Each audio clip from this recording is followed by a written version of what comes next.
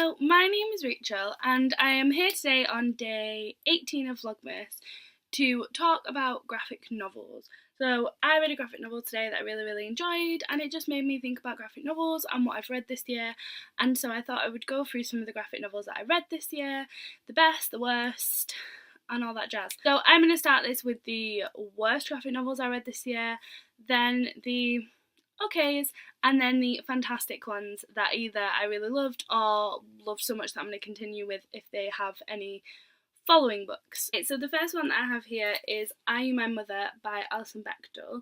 I really did not enjoy this book. I read the first of her graphic memoirs, Fun Home, and Fun Home was fantastic. I gave it 5 stars. I absolutely adored it.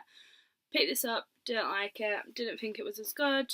It kind of felt like Fun Home did well, and then people said to her, oh, that was really good, you should do another one, and she did, and she didn't really have much to go on. So, didn't like that one. Then we have Killing and Dying by Adrienne Tomine. Hated it. There's nothing special about this book. It's just, yeah, there's just nothing. It's just monotonous and chitty, basically. Didn't enjoy this one. Then we have, unfortunately, Game of Thrones. This is the first Game of Thrones graphic novel. I'm a big lover of Game of Thrones. I love the books, love the TV show on the most part, and yeah, I'm a huge fan, and I picked this up because I wanted to consume another medium of Game of Thrones, and was disappointed because this is just really sexist towards the females that are drawn in it, and doesn't have any characterization in it, and misses out loads of the story, so don't want to carry on with this, although I do have the next 3 volumes, so I don't know how that's going to work. Then we have Dan and Sam. This was a book that I was so excited for. So this is about a guy who, his wife dies, and then there's one day a year that he can meet her. She comes back as a ghost, and he meets her, and then obviously she's gone again for the year, and he's always waiting for that day. And I was so excited by the concept of this book, and so excited to pick it up. And I remember looking for it for ages because I'd seen it on Goodreads or on someone's channel, and I was just really knew what it was about and was so excited for it, and hated it so much. And this woman in it, this character, is redrawn on every page. She has different facial features on every single one. There's no consistency in the drawing of her character, and I found that really annoying. Then we have Stardust Nation by Deborah Levy and Andreas Klimowski. And I mean, I feel like I might not have got everything that I could have got from this. It felt a bit like American Psycho or like Fight Club. It felt like it was very conceptual, and there was so much going on in it, and it is one that I do want to return to and reread and see if that is the case, and if I could get anything else from it once I'd read it the first time. But yeah, just wasn't fantastic, wasn't for me. Then we have Fight Club 2, unfortunately. So I adore Fight Club, the book, and love the film. Have been watching the film for so long, and it's always been a film that I really enjoyed. And then I read it for a mental illness course at university.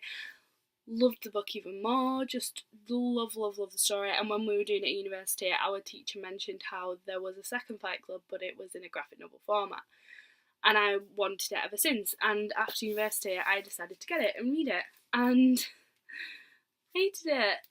The story in this and the way that he gets into a similar situation as Fight Club in this is just not, nah, it wouldn't happen, it would not happen, and I just found it a bit insulting. And after Fight Club being such a masterpiece and so well written and just keep you guessing all the way through, this just did not, and it just didn't live up to the first one at all, so very disappointed because I was so excited for this one. And then finally we have My Friend Dharma. This wasn't necessarily bad, but I didn't want to put it in the okay category because I wasn't okay with it. I think I gave it 2 stars or something.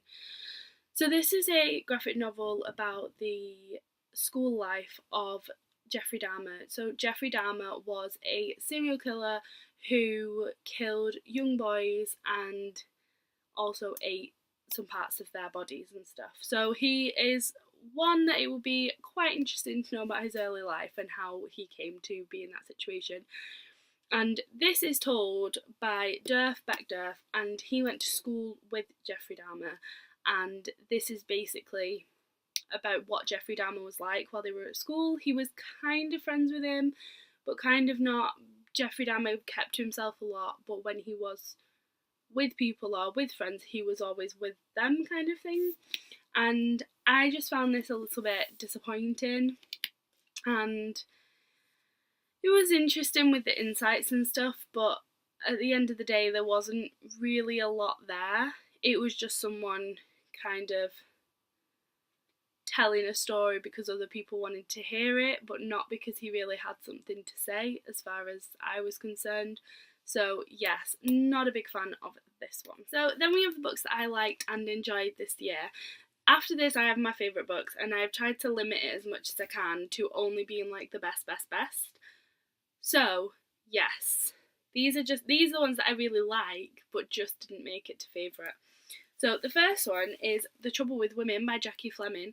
This is like an illustrated history of some thoughts that people have had about women. So one of those, for instance, is this page, and this says, as creativity uses a part of the brain missing in women, most of us can only think of 3 women artists, recognisable by the weakness of the feminine hands, which can only hold a brush for a short period of time, because women have weak hands because they can't do anything.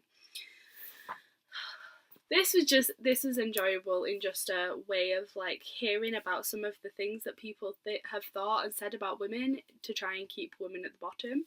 So, would recommend. Then we have Arthur and the Golden Rope. This is just like a little myth type book that was just really cute, like a picture book, and was drawn very well and very much enjoyed it. I would recommend it for if you had kids. That would be really good. Then we have The Sleep and the Spindle by Neil Gaiman, which I thought was fantastic. It has some great representation in it, and like it combines a few different fairy stories. So like we have like a Snow White figure in here, and we also have Sleeping Beauty, obviously, with The Sleep and the Spindle. And yeah, it was just nice. Like there was just a lot in here, and I thought it was fantastic, so that was really good. Then we have Amulet by Kazuo Kibushi, and this is book 1, The Stonekeeper.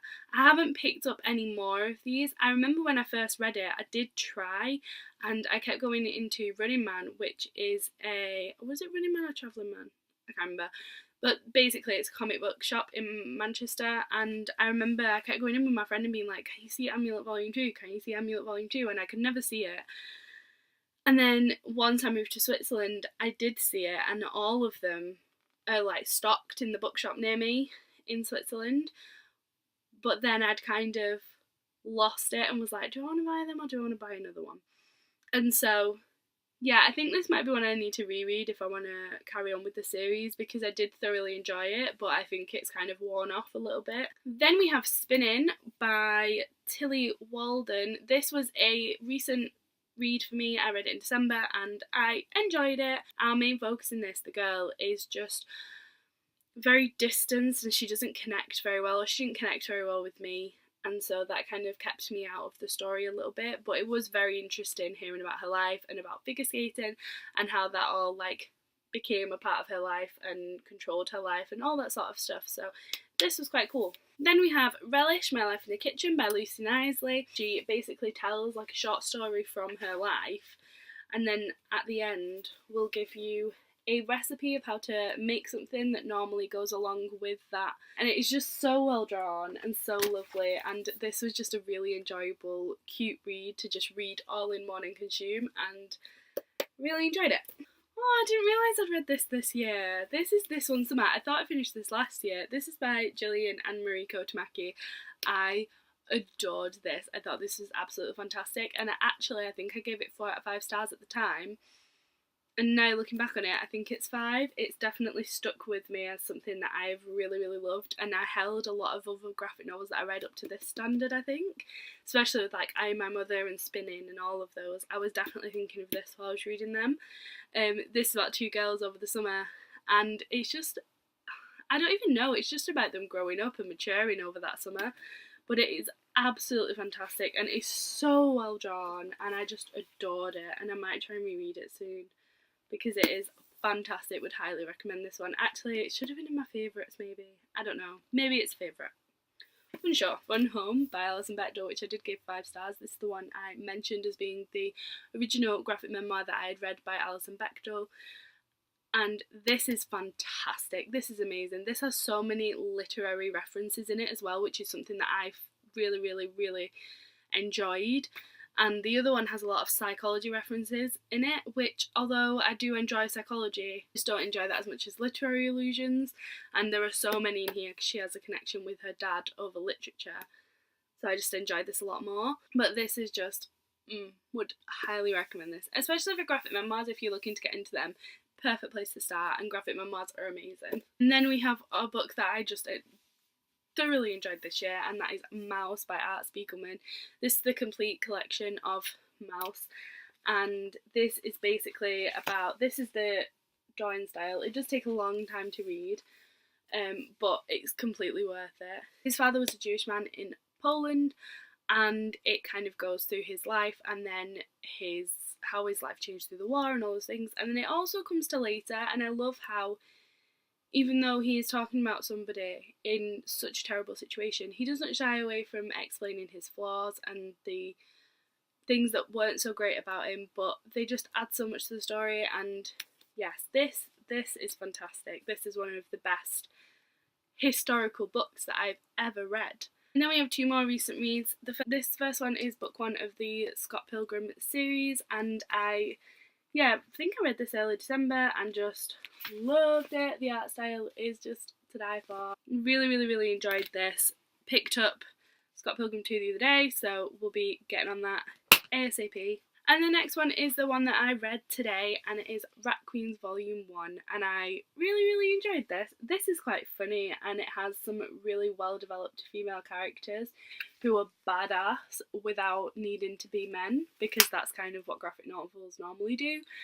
And yeah, this is good. I'm really enjoying this so far. So again, Volume 2 is ready and waiting. I think I'm going to read that tonight. So then we have my favourite graphic novels of the year. So the first one is actually a reread. I got this for Christmas last year and read it at Christmas, and then I read it the last time I visited home because I remembered loving it, and it is The Gigantic Bird That Was Evil by Stephen Collins.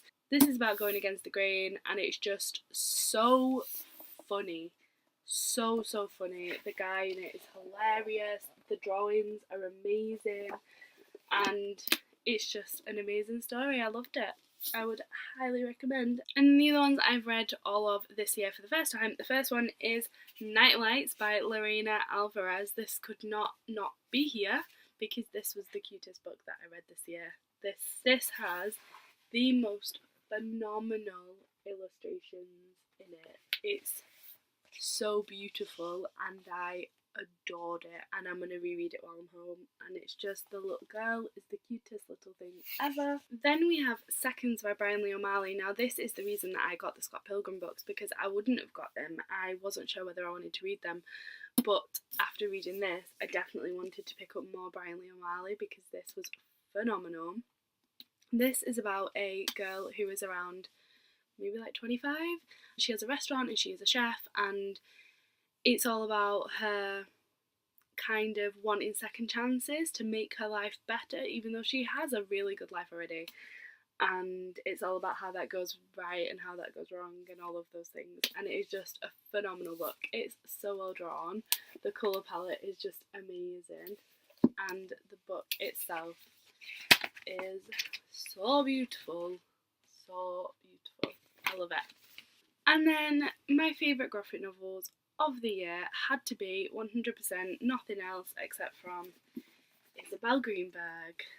Oh, do I love Isabel Greenberg. So the first book I got for Christmas last year, which was The 100 Nights of Hero, and then I got the second book afterwards, and that's the order I read them in as well. So I didn't read the first one first, I read this one first, and then I read the Encyclopedia of Earlier. And I loved them. I love them so much. They are fantastic. They kind of weave in myths and legends, and they are so well drawn. Like, honestly, it doesn't even matter what page I open this up to, it's going to be beautiful. And they're just, they're so dear to me, so dear.